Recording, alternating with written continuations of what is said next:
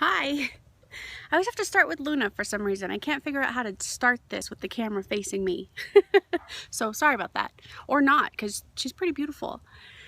Good morning. I'm so glad that you're here. I wanted to talk a little bit about an experience I had this weekend with a little bit of self-advocacy and setting some healthy boundaries for myself. So let me introduce myself. My name is Triffany, just like Tiffany with an R.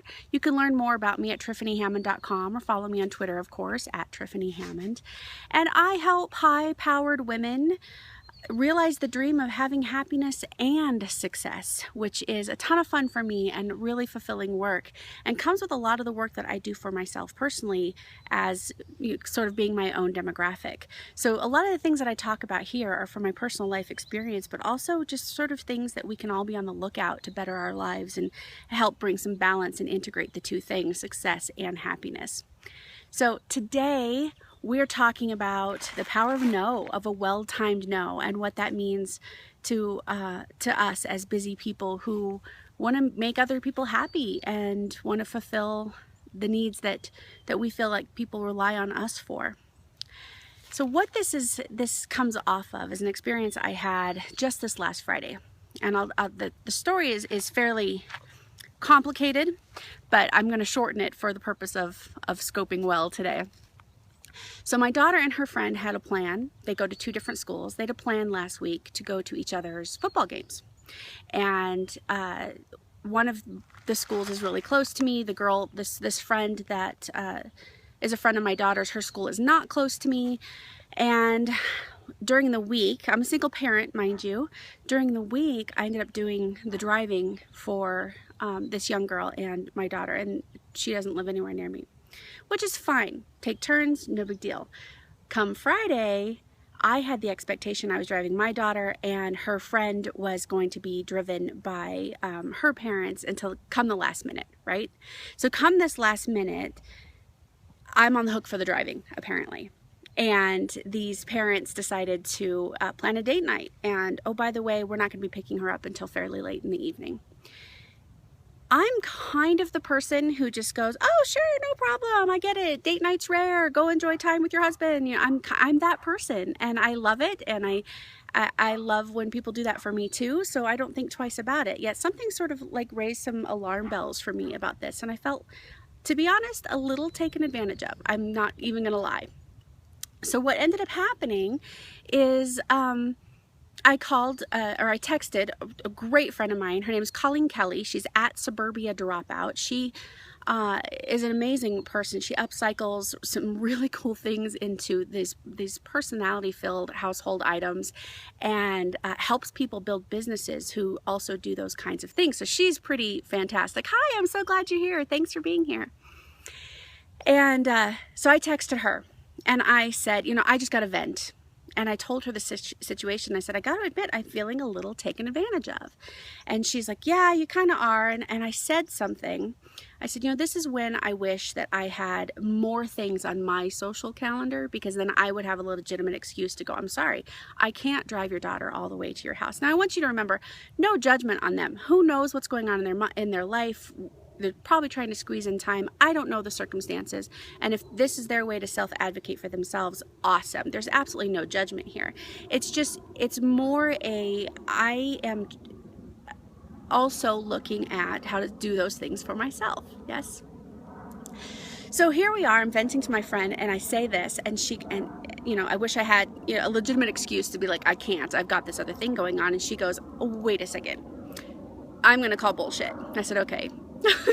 We all need these truth tellers in our lives, right? And she says, you know what? No is a complete sentence. And you do not have to justify yourself at all when you say no. You don't have to have a story. So she's right. We had these discussions before, right? Like, this isn't news to me. I teach this stuff. And yet here I am going, I need a real good reason to say no to somebody. I can't drive your kid from Timbuktu and back, right? And here we all know this. But here was the interesting thing. This really was, you know, I try so hard to have grace with everyone, having grace with the parents, having grace with this young girl. Now, it's entirely possible that the girl's navigated this from the beginning. Oh, don't worry, my mom will drive, she always does, right? This might not have even been the parents, and they're adolescents and they can't drive themselves yet. So I always try to have all the grace in the world with people and understand that, you know, I try to assume positive intent, that they're not actually out to take advantage, but maybe in a thoughtless moment they don't really pay close attention, right? And so here we are, and I'm trying to have grace, and I'm trying to understand that self-advocacy is important to me and my well-being as well. So I go to this young girl and I say, so I need a plan. What's the plan?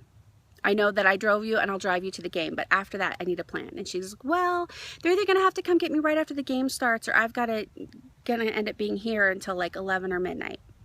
And I just said, I'm sorry, sweetheart, that doesn't work for me. You're gonna have to come up with another plan. And she did. And the sky didn't fall, and nothing bad happened. And her and my daughter are still friends, and as far as I know, her parents aren't mad at me. Like all of these things that for whatever reason I felt like this was a hard decision to make didn't need to be a hard decision. Yeah, like self-advocacy and being able to just say that doesn't work for me doesn't need to be something that comes with all of these dire consequences. And it's not even like any of those consequences were running in my head, like I was afraid they were going to happen. But clearly I had some sort of unconscious story. Clearly I had some sort of subconscious thing going in my mind that made me, you know, go vacillate between whether or not this was a good thing or not, to just say no. So I started thinking about it, and I thought, you know what, how do we know when a no is well-timed? I say yes to pretty much everything, especially the random stuff. Like, hey, it was brought into my awareness for a reason, I'm going to take advantage. And like I said earlier, I like to have all the grace in the world for people. So what makes the time, what is a well-timed no? And I came up with these two things. If the yes comes with any kind of guilt, it's probably a well-timed no.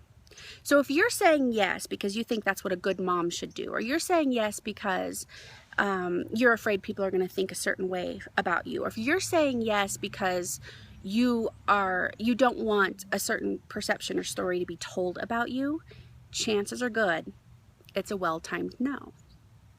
And are those people still going to say those things about you? Maybe. They might. But that's not your job. You can't change their perception anyway. You could say yes to those things and those stories could still be told about you. You've got absolutely no control over other people's perceptions of you. And following the rules and doing absolutely everything you think you're supposed to do to be a good whatever, fill in the blank, never changes anybody's story about you anyway. If they think you're gracious, they're going to look for the behavior that proves them right. If they think you're ungracious, they're going to look for the behavior that proves them right. And sometimes it's not even about you. Sometimes it's about their own story, right? If they think everyone is selfish, they're going to look for the behavior that means everyone is selfish, which means even when you're not being selfish, they're going to see it. So when there's guilt involved in saying yes, I think it's a good time to say no. I think it's a really good time to check out your story and see what it is you're holding up as the yardstick for your own behavior. And is it even fair to you? Chances are good it's not, right? The other time I think it's a well-timed no is when saying no feels onerous for some reason. You can't, like in my case, I didn't have an exact reason why this felt bad, right? I felt a little taken advantage of. That was heavy and onerous, but the rest of it I couldn't really identify. I didn't even really know why just saying no felt onerous, heavy, hard to do. I wasn't even sure about that. Oh, Miss Luna, do you hear my baby? So I think when the no feels onerous, that's a really good time too to actually say no. That is your practice in self-advocacy. That is your time to say, there's some piece of myself that's going ignored. And if you have the practice of self-reflection, I would say take some of that time that you created by saying no to that thing to actually take a look and see if there's something in there for you to say yes to. Something about yourself, something about some self-care. Oh, honey, she's fine. What's the problem? So Luna apparently is looking for some self-advocacy too. She's wanting to finish her walk.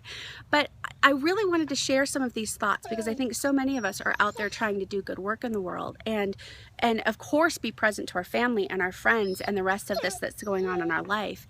And a lot of the time gets lost or stolen in these unconscious yeses. So my homework to you is to begin to bring some consciousness to your yeses and your nos. Begin to look at them as healthy boundaries and some self-advocacy. And begin to ask yourself, what yes can I put in place where I have said a no to? Where can I be really conscious about adding some things to my life? And the reason that I'm even adding this homework, this is funny because yesterday I had during my belly dancing class, actually after the belly dancing class, I had started a conversation with a woman I've never talked to before. And she was telling me about some problems she's having in her hips. And I said, you know, you must be a caretaker. That's root chakra stuff. And she's like, oh my gosh, yes, I take care of everybody first. And so we got to talking and I gave her homework and I said, I want you, between now and the next time we have class, I want you to do 3 things every single day that are taking care of you. They can be small, your favorite cup of tea, a phone call to a friend, maybe a nap. They don't have to be big, crazy things, right? But some really conscious personal care. And she said something to me that I thought was really interesting. She said, you know, this is stuff my friends have been telling me for ages, but sometimes it means more when it comes from a stranger. So thank you. So if I'm that stranger in your life, there's your homework. If I'm that friend in your life, I'm going to hold you accountable. I'm going to be like my friend Colleen and I'm going to call bullshit if you don't do it, right? And if I'm somebody you've been following for a while, then by all means, let me know how this works for you, what's going on for you. I want to tell you too that I am grabbing these scopes with catch.me. If you're scoping, you want to check this out. It's katch.me. So I actually have these videos and the archives. This is only my 3rd one, so there's not a ton of them, but you can find them on my blog. So I'm going to show you. I am Triffany, just like Tiffany with an R. See the R? TriffanyHammond.com. You can go to the blog. I want to give a shout out to @SuburbiaDropout. That's my friend Colleen Kelly that I was telling you about. You want to check her out too. And of course me on Twitter @TriffanyHammond. Just remember the R is in there. And come check it out. I would love to hear how this homework goes for you. What does self-advocacy look like for you? What are healthy boundaries for you? And are they hard to keep? Or is it something that you've been working on and you know, layer by layer, you have your own realizations? I'd love to hear them because I think they would make great scopes too, and I'd love to share the wisdom that you have to offer this conversation. So I think that's it for now, but I want to just thank you again for being here. I hope to see you next time, and go out there and create a great week. Thanks. Bye.